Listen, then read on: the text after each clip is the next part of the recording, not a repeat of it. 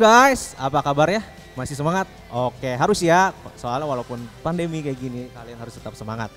Oke, saya merasa maksudnya kita harus tetap berada dalam setiap fokus kita kepada Tuhan ya. Bentar lagi kita mau beribadah secara online, kiranya biar kalian mempersiapkan diri kalian, mempersiapkan hati kalian dan fokus kalian kepada Tuhan. Dan kiranya kalian juga menikmati hadirat Tuhan dalam ibadah live pada sore hari ini. Thank you. Selamat menikmati ibadah. Oke, selamat malam teman-teman semuanya. Weh, udah kangen nih ngeliat teman-teman semuanya. Kangen banget ngeliat teman-teman semuanya. Malam hari ini, yuk sama-sama kita mau datang sama Tuhan. Kita mau meninggikan Tuhan Yesus kita pada malam hari ini. Tuhan Yesus kita, Tuhan Yesus yang besar, di raja yang dahsyat. Mari sama-sama yuk teman-teman. Kita siapin hati kita ya. Sapa lagi, kita sapa lagi. Shalom Joy Gang. Shalom. Kayak kurang semangat gitu ya kayaknya. Boleh sekali lagi ya. Shalom Joy Gang. Shalom. Sekarang kita mau datang ke hadirat Tuhan. Buka setiap hati kami Tuhan Yesus. Kiranya hanya kuasa-Mu Tuhan yang nyata di dalam kehidupan kami. Tak terbatas kuasa-Mu. Musim berlalu, namun Kau selalu peliharaku.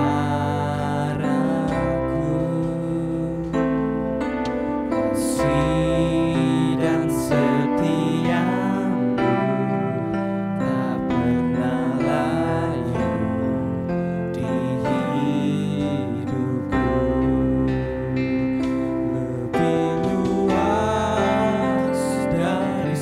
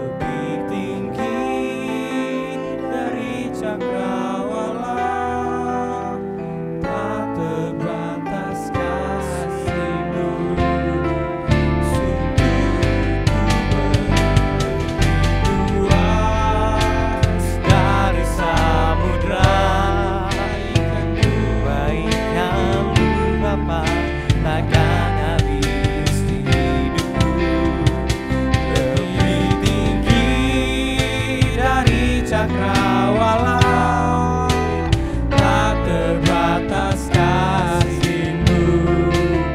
Sungguh ku bersyukur, tak terbatas kasih-Mu. Sungguh ku bersyukur, tak terbatas kasih-Mu. Sungguh ku bersyukur.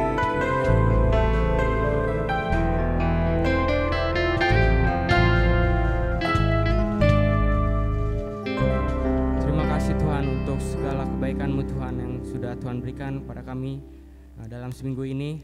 Sebentar kami akan memulai ibadah kami, kiranya penyertaan-Mu nyata Tuhan di tengah kami Tuhan. Pimpin ibadah ini Tuhan Yesus, di dalam nama Tuhan Yesus kami berdoa dan bersyukur. Haleluya, amin. Amin. Oke teman-teman, dimanapun teman-teman berada nih, mau saat ini ada di rumah, mau mungkin sedang ada yang di luar, atau mungkin beli makan, tapi malam hari ini kita mau senang-senang, kita memberikan yang terbaik untuk Tuhan Yesus kita, amin. Haleluya, mari sama-sama kita meninggikan Tuhan Yesus kita. Ceritakan kasih Tuhan dalam kehidupan kita.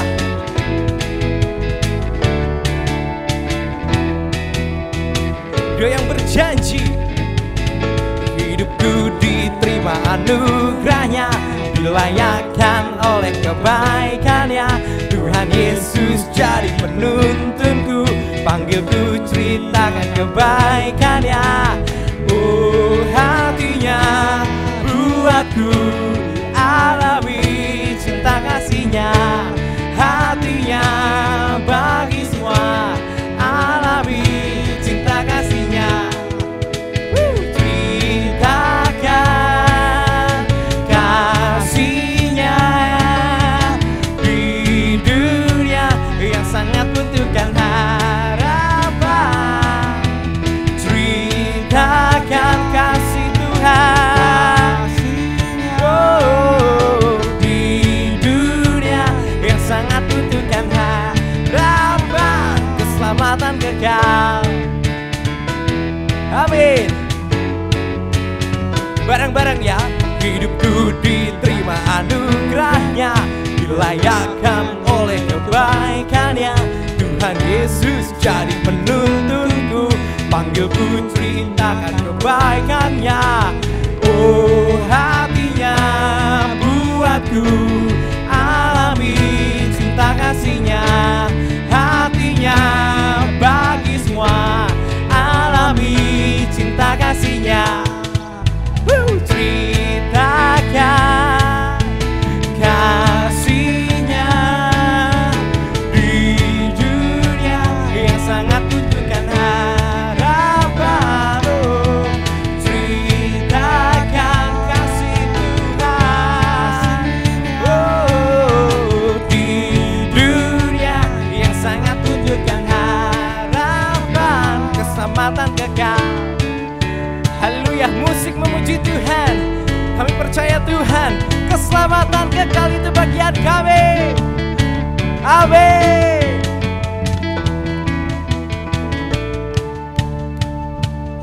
Bareng-barengnya semua yang di rumah.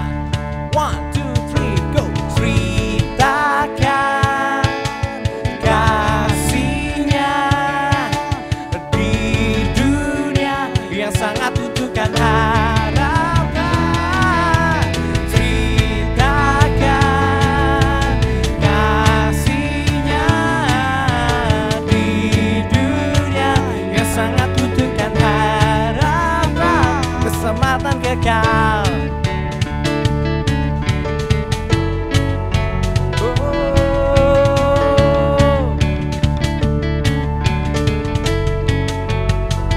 Keselamatan kekal.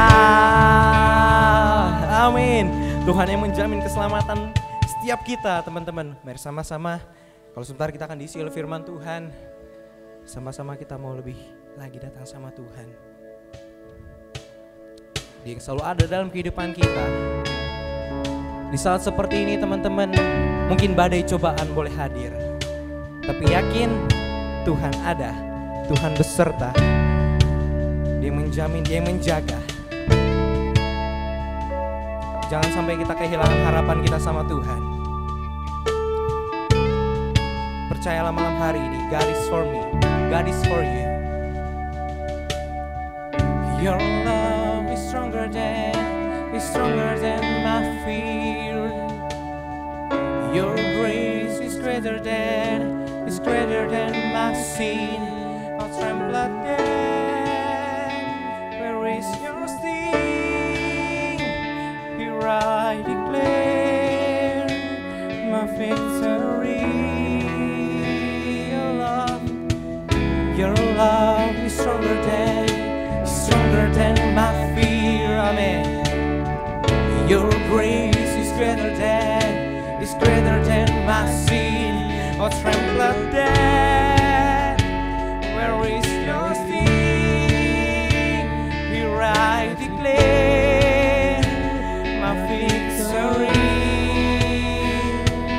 Even when the mountains tremble, even when the storms comes my way, even when the darkest night, you never let me go. Jesus, you're my rock and anchor. You are one who fights my battle. Even when the darkest night, you never let me go. Oh, we believe in your love. We trust you, Lord.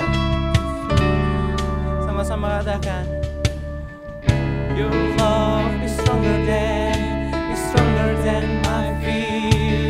Kasih Tuhan, your grace is greater than my sin. Oh, tremble at death.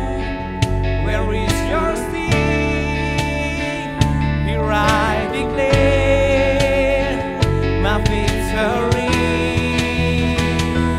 Even when the mountains tremble, even when the storms comes my way, even when the darkest night, you never let me go. Jesus, you're my rock and anchor. You are one who fights my battle. Even when the darkest night, you never let me go.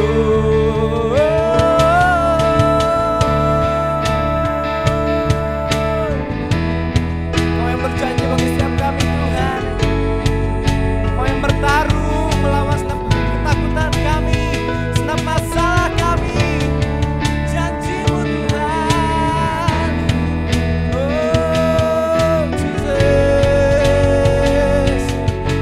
Kami percaya Engkau besar.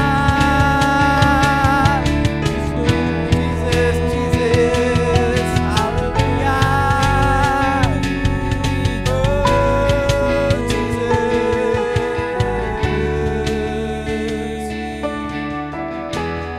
Percaya Tuhan, Kau nggak ninggalin kami dalam setiap masalah kami, dalam setiap sakit kami, Tuhan. Kalau kami sedang sakit, kalau kami sedang mengalami masalah, kalau kami sedang mengalami cobaan dalam kehidupan kami percaya Tuhan, Tuhan hadir, Tuhan ada, Tuhan yang bertarung melawan masalah kami, Tuhan. Bagian kami hanya memuji nama-Mu, kami berserah, Tuhan. Hallelujah for you, Lord.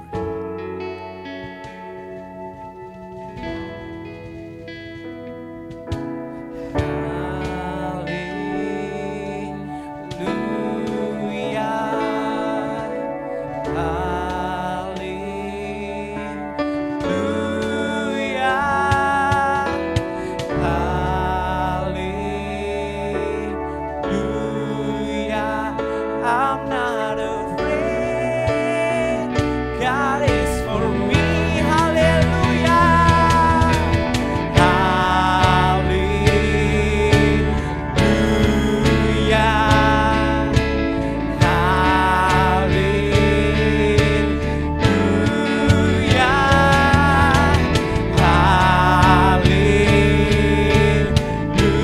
Hallelujah.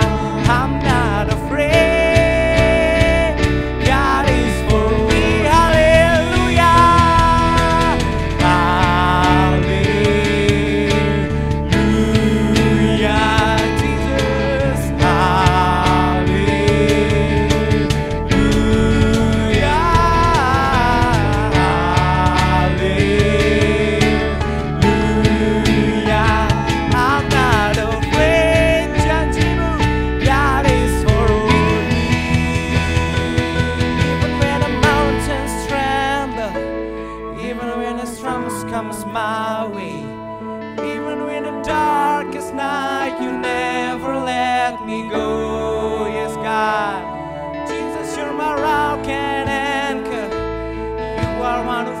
my battle.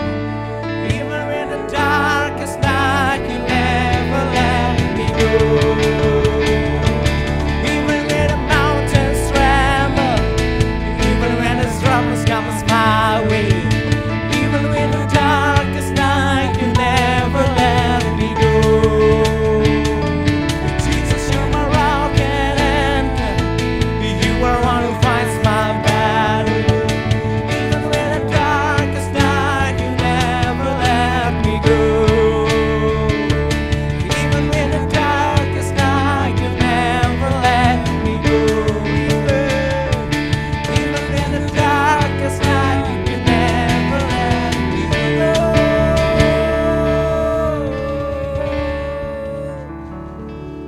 Terima kasih Tuhan untuk malam hari ini. Kami bersyukur Tuhan. Oh, janji-Mu bagi setiap kami pasti Engkau tepati Tuhan. Terima kasih. Ajar kami Tuhan untuk terus melakukan bagian kami, berserah memuji nama-Mu di bagian kami. Terima kasih Tuhan, terima kasih untuk malam hari ini. Kami bersyukur untuk setiap kebaikan Tuhan.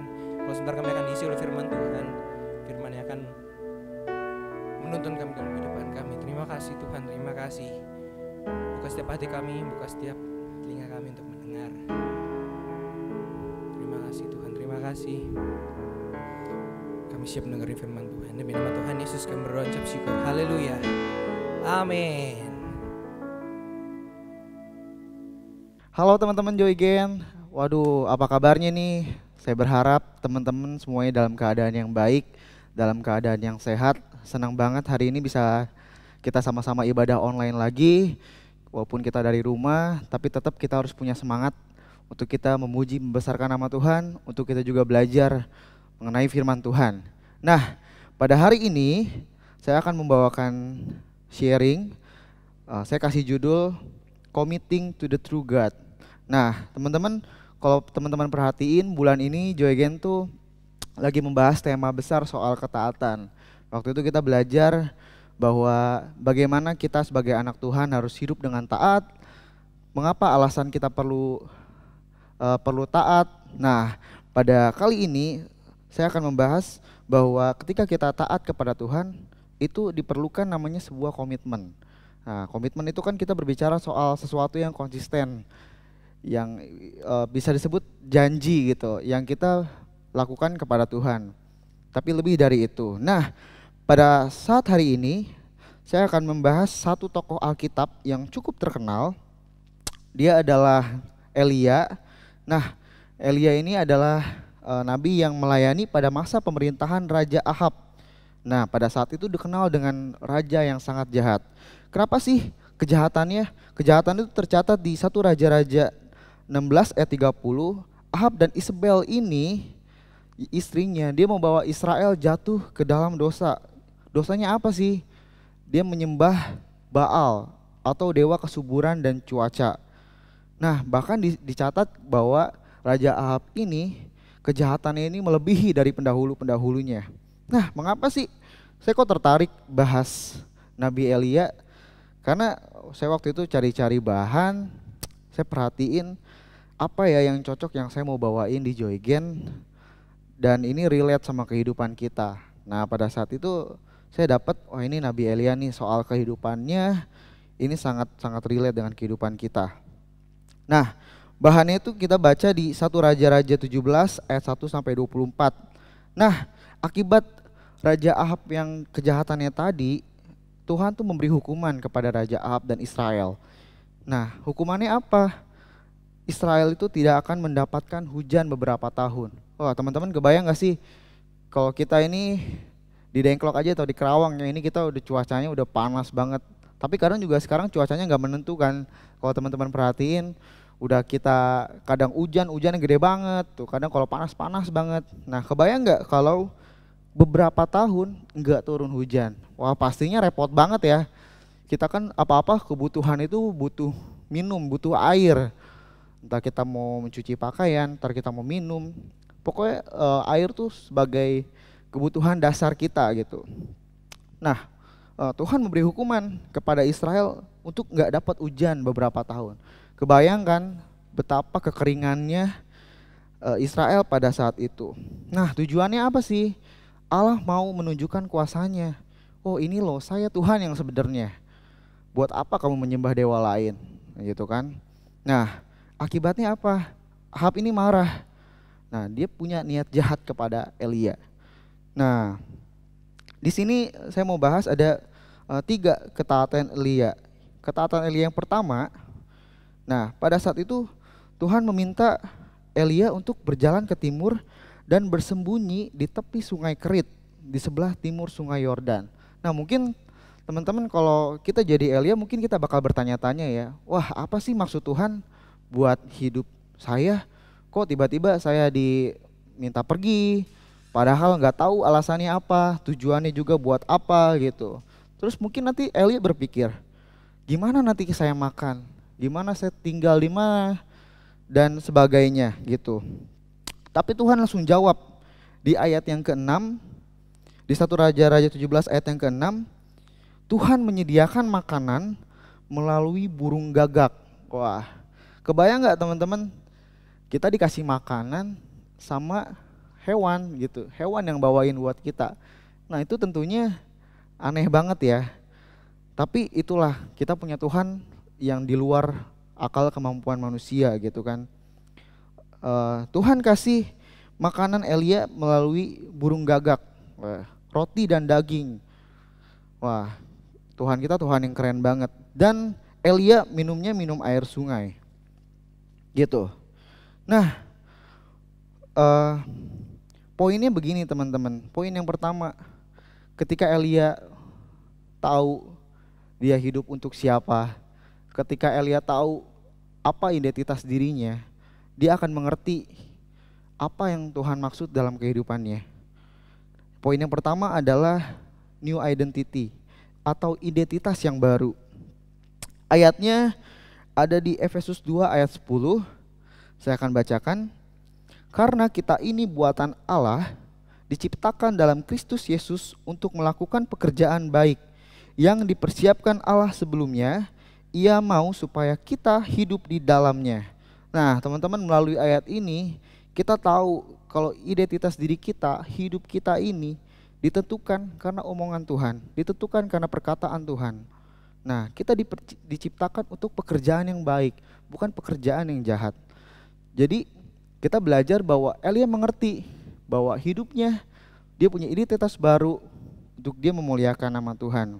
Nah, identitas diri itu apa sih? Nah, di sini udah ada cermin nih. Saya mau kasih gambaran. Nah, identitas diri itu bagaimana kita menilai, menentukan harga diri kita melalui apa yang kita nilai dari diri kita. Nah, maksudnya apa sih? Teman-teman pernah nggak perhatiin cermin? Kalian ngomong depan cermin, terus kalian berpikir tentang diri kalian sendiri. Saya ini orang yang berharga atau enggak ya? Saya ini orang yang layak dicintai atau enggak ya? Wah, kayaknya saya gendut nih. Wah, kayaknya saya nggak ada apa-apanya dibanding orang lain. Wah, kayaknya saya kok berbeda ya dari orang lain. Nah, teman-teman, penting untuk kita mengerti apa identitas diri kita. Ingat teman-teman, hidup kita ditentukan juga dari perkataan kita. Kalau kita sering memperkatakan hal-hal yang baik tentang hidup kita, itulah kalian. Tapi kalau kita sering memperkatakan hal-hal yang kurang baik juga, itu yang terjadi dalam hidup kalian. Dan ingat, identitas diri ini menentukan apa yang orang lain perhatikan terhadap kita, apa yang orang lain nilai terhadap kita. Nah, penting untuk kita mengerti bahwa oke, Calvin, hidup kamu berharga di mata Tuhan, hidup kamu untuk menyenangkan hati Tuhan, kamu spesial, kamu berharga. Saya tahu kamu akan mendapatkan rencana yang besar dari Tuhan. Itu yang harus kita perkatakan teman-teman di dalam kehidupan kita. Kita harus mengerti bahwa hidup kita di dalam Tuhan, kita punya identitas yang baru. Kita bukan identitas yang lama. Nah ayatnya ada di Efesus 4 ayat 31. Segala kepahitan, kegeraman, kemarahan, pertikaian, dan fitnah hendaklah dibuang dari antara kamu, demikian pula segala kejahatan. Nah itu adalah contoh-contoh kehidupan kita yang lama. Makanya kita harus tahu bahwa ketika kita percaya sama Tuhan, Kita mengandalkan Tuhan sepenuhnya. Hidup kita bukan milik kita lagi. Kita punya identitas yang baru, KTP yang baru. Kita nggak pakai KTP yang lama, tapi KTP kita yang di hadapan Tuhan. Bagaimana kita melihat diri kita? Bagaimana kita menentukan diri kita? Semuanya bergantung dari perspektif apa yang kita pakai untuk melihat diri kita. Nah, itu menjadi penting karena ketika kita tahu identitas kita benar di hadapan Tuhan, kita menilai diri kita dengan cukup baik. Ketika sesuatu terjadi dalam hidup kita akan mengambil respon yang baik juga. Kita akan melakukan sesuatunya dengan taat kepada Tuhan. Karena kita mengerti, Tuhan, identitasku baru di hadapan-Mu dan aku akan menyenangkan hati-Mu. Itu yang pertama. Lalu yang kedua, kita belajar dari ketaatan Elia yang kedua. Nah, ketika kita taat pun, itu tidak menjamin semuanya akan selalu baik ya teman-teman. Tuhan, saya udah rajin baca Alkitab. Tuhan, saya udah rajin berdoa. Tuhan, saya udah ikut komsel. Wah, saya nggak pernah absen deh ke gereja. Tapi apa menjamin kehidupan kita semuanya akan baik-baik aja? Belum tentu teman-teman. Nah, Tuhan tuh kadang mau menguji seberapa jauh sih iman kita. Tuhan mau menguji seberapa taat kita sama Tuhan ketika kondisinya nggak baik-baik aja. Nah, ketaatan Elia yang kedua sih apa sih? Nah, setelah beberapa waktu, sungai yang tadi dipakai Elia untuk minum, sungai itu kering. Iya, gimana nggak kering kalau beberapa tahun nggak turun hujan kan? Pasti lama-lama kering kan? Akhirnya Tuhan kasih perintah lagi. Di ayat yang ke-9, Elia diminta untuk pergi ke Sarfat, wilayah Sidon, untuk Tuhan memerintahkan janda untuk memberikan Elia makan. Wah, pertanyaan lagi dong. Tadi Tuhan kasih perintah yang pertama. Oke deh Tuhan, saya nurut nih. Saya mau ikutin apa yang Tuhan mau. Sekarang Tuhan kasih perintah lagi. Tuhan, kalau kita sebagai manusia biasa ya, kita pasti protes kan. Apa sih maunya Tuhan? Tadi saya disuruh diasingkan lah ke tempat jauh. Dapat makanan dari burung gagak lah, minum air sungai lah. Apalagi yang saya harus lakuin? Sekarang Tuhan suruh saya pergi ke Sarfat. Bilang janda yang mau kasih saya makan.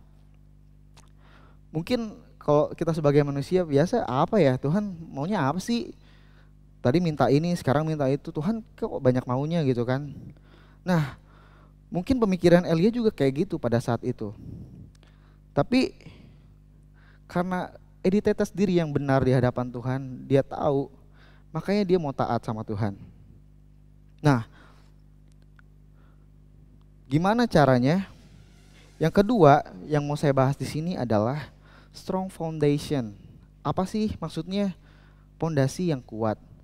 Ketika kita hidup taat di hadapan Tuhan, kita punya komitmen sama Tuhan, kita punya pondasi yang kuat. Kenapa punya pondasi yang kuat? Pondasi itu adalah dasar yang menentukan bagaimana bangunan bisa berdiri dengan kokoh dan kuat. Semuanya ditentukan dari dasar. Nah, kita bisa lihat di sini tadi ketaatan Elia yang pertama diuji, oke. Ketaatan Elia yang kedua diuji, Elia juga masih mau lakuin. Berarti kita bisa belajar di sini bahwa Elia tuh punya dasar yang kuat loh. Dasar apa sih? Dasar iman. Penting kita punya dasar iman yang kuat. Kita punya kepercayaan sama Tuhan berapa persen sih? 20%, 30%, 50, 70 atau 100%. Semuanya menentukan bagaimana dasar itu berdiri kokoh. Kalau kita punya dasar iman 50%, ya udah kehidupan Kristen kita kan kayak gitu. Biasa gitu kan. Kena masalah dikit, jatuh gitu kan. Tapi kalau kita punya dasar iman yang kuat, 100% saya Tuhan berserah sama Tuhan. Apapun yang terjadi, saya mau taat sama Tuhan. Dasarnya kuat. Apapun yang terjadi, kita tetap kuat karena kita punya iman dalam Tuhan. Nah, itu ayatnya ada di Matius 7 ayat 24 sampai 27. Di sini saya nggak bahas panjang lebar teman-teman, tapi intinya aja di ayat ini itu dijelaskan tentang dua macam dasar.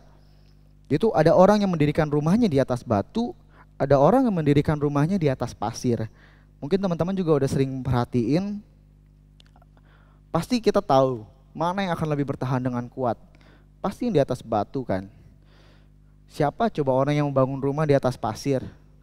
Atau mungkin di tanah sawah kan? Biasa kan kalau di tanah sawah nih kan, kalau di daerah Rengas Dengklok kan tanah sawah itu kan apa ya, gampang ambles kan karena banyak airnya gitu. Kandungan airnya banyak. Pasti mudah roboh gitu. Tentu kita mau bangun rumah di atas batu yang punya dasar kokoh yang kuat. Sehingga ketika kita bangun bangunan yang tinggi, kita akan bangunan itu akan bertahan kuat gitu kan. Nah, penting buat kita juga untuk punya dasar iman yang kuat. Sehingga dalam kehidupan apapun yang terjadi dalam kehidupan kita, iman kekristenan kita tidak mudah goyah. Nah, itu yang kita belajar dari Elia, bahwa ketika Elia diperintahkan lagi ke Sarfat, dia taat karena dia tahu dia punya iman yang kuat di dalam Tuhan. Dia tidak mudah tergoncang dan tidak mudah goyah. Nah, dalam kehidupan kita juga harus punya rencana dalam setiap prosesnya.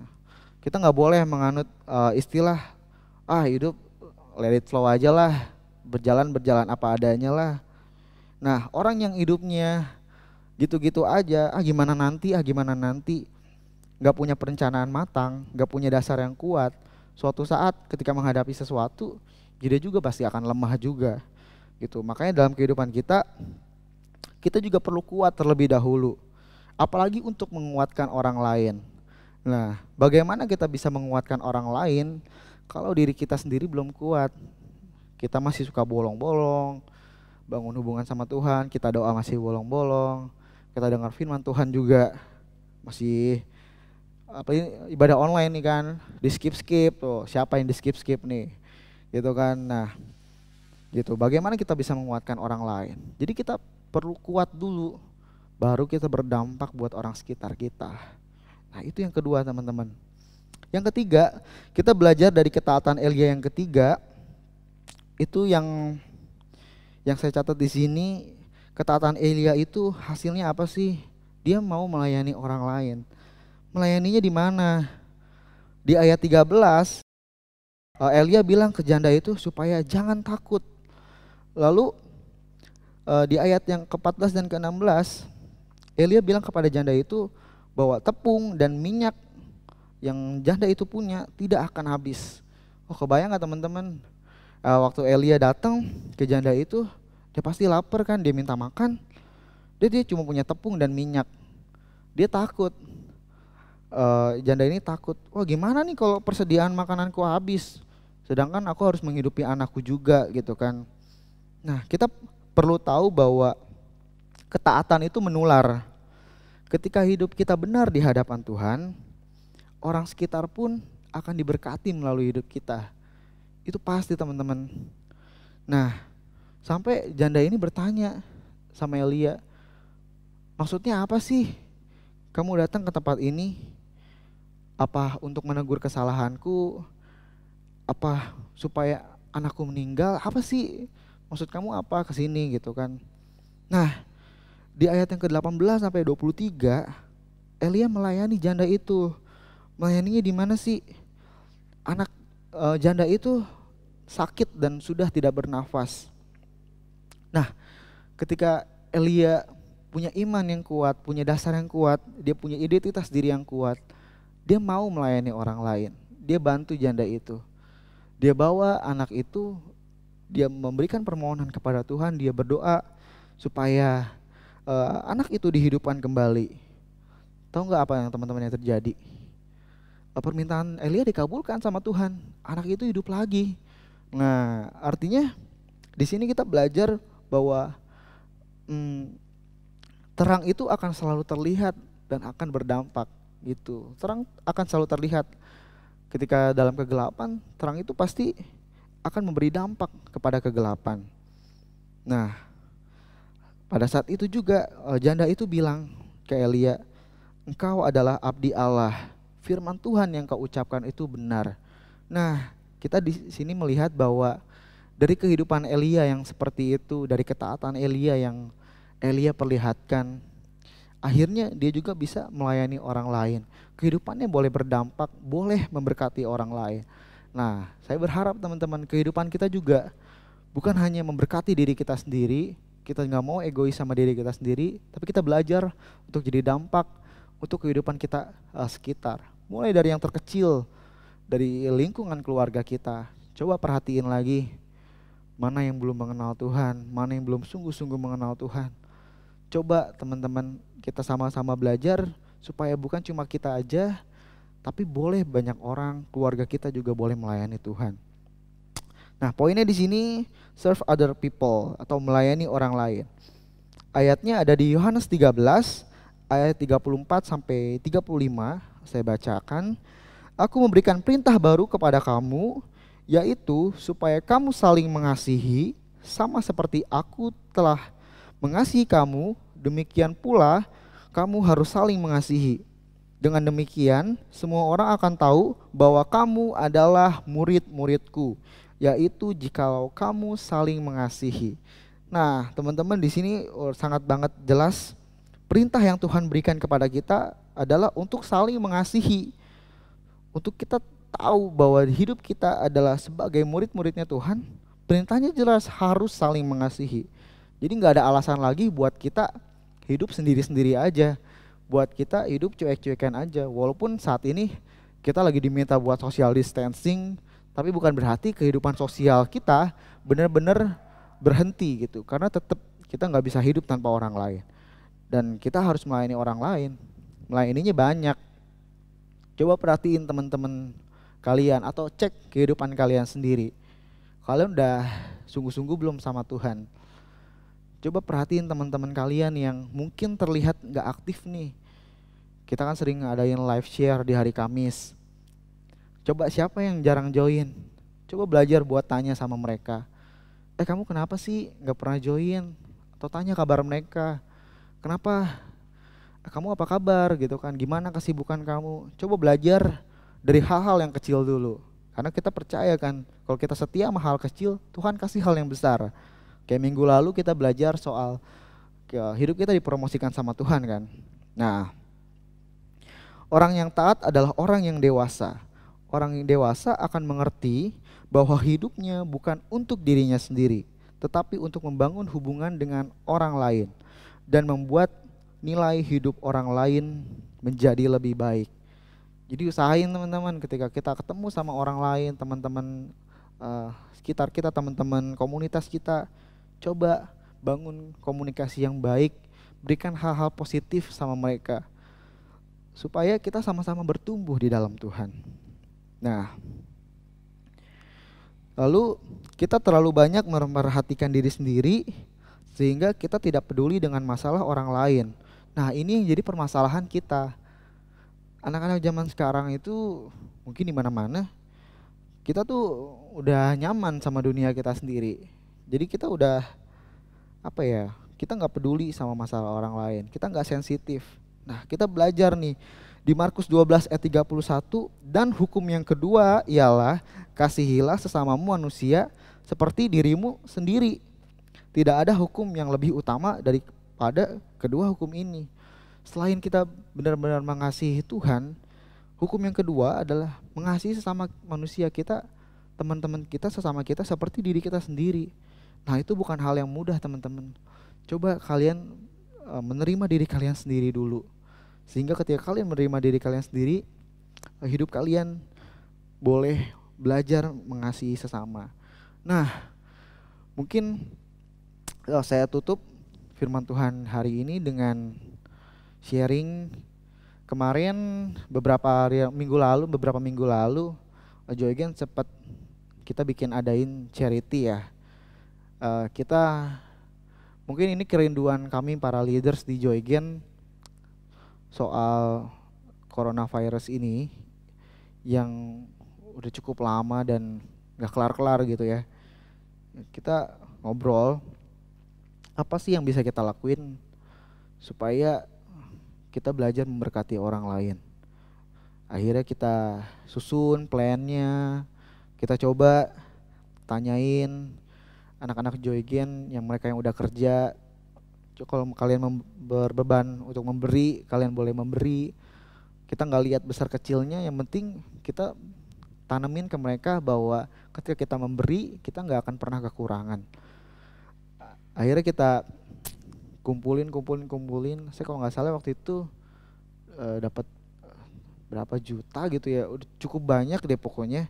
Sampai kita akhirnya bisa pesen 70 pack makanan gitu sama beberapa snack lain. Ini bukan untuk sombong-sombongan, tapi bahwa saya ikut bagiin kan. Kita dibagi-bagi area di Dengklok, keliling gitu kan, pakai motor. Kita bagi-bagiin, kita benar-benar cari orang yang pas. Saya ikut bagiin waktu itu, dan wah teman-teman, jujur saya dari dalam lubuk hati saya sendiri, rasanya gini ya, kita bisa berbagi. Rasanya nggak bisa diluapkan, tapi benar-benar bersyukur ya, Tuhan, kehidupan saya lebih baik dibanding mereka. Saya bisa sehat hari ini, saya bisa melakukan banyak aktivitas, saya dicukupi, saya diberkati. Tapi ketika melihat kehidupan mereka, bahkan sampai ada yang ngambil sampah di tempat sampah gitu, ada yang nyuci bajunya di irigasi. Yang saya waktu itu ada yang ngambil kangkung gitu di irigasi sampai badannya kelelep segini gitu kan, sampai dia naik ke atas buat ambil makanan dari kita gitu. Wah, rasanya bersyukur banget dan senang gitu bisa berbagi. Pelajarannya gini teman-teman, ketika kita hidup taat di hadapan Tuhan, kita akan tahu bahwa banyak orang lain yang memerlukan kita. Jadi kita belajar untuk tidak egois, bahwa kita mau mengasihi mereka dengan berbagai cara. Nah, itu teman-teman. Sekian teman-teman buat firman Tuhan pada hari ini. Kita tutup dalam doa bersama-sama. Terima kasih Tuhan, kami bersyukur kami punya Tuhan yang baik, Tuhan yang mengerti kehidupan kami, Tuhan yang memelihara kehidupan kami sepanjang hari ini. Kami bersyukur Tuhan, kalau pada hari ini kami masih diberikan kesempatan untuk kami boleh beribadah, kami dapat memuji membesarkan nama Tuhan, kami juga boleh mendengarkan firman Tuhan. Tuhan, hari ini kami belajar Tuhan untuk hidup taat melalui Elia, sehingga dalam kondisi apapun kami tahu bahwa identitas hidup kami benar di hadapan Tuhan, hidup kami berharga. Untuk itu Tuhan, kami gak mau menyia-nyiakan hidup kami lagi. Kami mau berguna untuk diri kami sendiri, kami mau berguna untuk orang lain, kami mau jadi dampak, kami mau jadi berkat. Ajar kami Tuhan untuk kami punya iman yang kuat di dalam Tuhan, sehingga dalam menghadapi situasi kondisi yang tidak menentu, kami boleh tetap bersandar, berpegang teguh, berserah kepada Tuhan dengan sepenuhnya. Kami juga belajar Tuhan, untuk kami ketika kami punya iman yang kuat, kami punya identitas diri yang benar, kami mau melayani orang lain Tuhan. Kami gak mau cuek Tuhan, kami mau belajar mengasihi orang lain sama seperti apa yang Tuhan perintahkan. Karena kami tahu Tuhan, itulah perintah yang Tuhan berikan kepada kami. Ajar kami Tuhan untuk hidup taat. Terima kasih Tuhan, kami menyerahkan kehidupan kami sepenuhnya ke dalam tangan Tuhan. Kau yang akan selalu mencukupi kehidupan kami, Kau yang akan selalu memberkati kami, memberkati keluarga kami, dimanapun kami berada Tuhan. Kami percaya Kau yang akan memulihkan kondisi negara kami, kondisi seluruh dunia, sehingga aktivitas boleh kembali seperti normal lagi. Terima kasih Tuhan, terima kasih. Kami menyerahkan kehidupan kami ke dalam tangan-Mu, hanya di dalam nama Tuhan Yesus. Haleluya, amin. Halo guys, gimana? Merasa terberkati dengan firman-Nya? Oke, kiranya biar kalian terus termotivasi ya, atau kalian merasa bahwa Tuhan tetap menjaga kalian. Oke, ada pengumuman dari saya bahwa setiap hari Kamis tetap ada Joy Gen Live Share, info jam dan waktunya akan nanti dikasih tahu di grup Joy Gen Members yang ada di WA kita ya. Dan jangan lupa juga setiap hari Sabtu ada Joy Gen Online Service jam 6:30 malam. Nanti untuk link bio-nya, link bio YouTube-nya ada di Instagram Joy Gen. Tolong kalian juga untuk tetap standby atau untuk tetap terus cek Instagram Joy Gen. Oke, untuk persembahan Untuk kalian yang masih merasa terbeban untuk memberikan persembahan untuk pekerjaan Tuhan, kalian bisa lihat di bawah ini nih ya. Kalian lihat dengan seksama, atau kalian yang udah bekerja memberikan persepuluhan, kalian juga bisa transfer ke rekening ini. Oke, kiranya Tuhan Yesus memberkati. Terima kasih.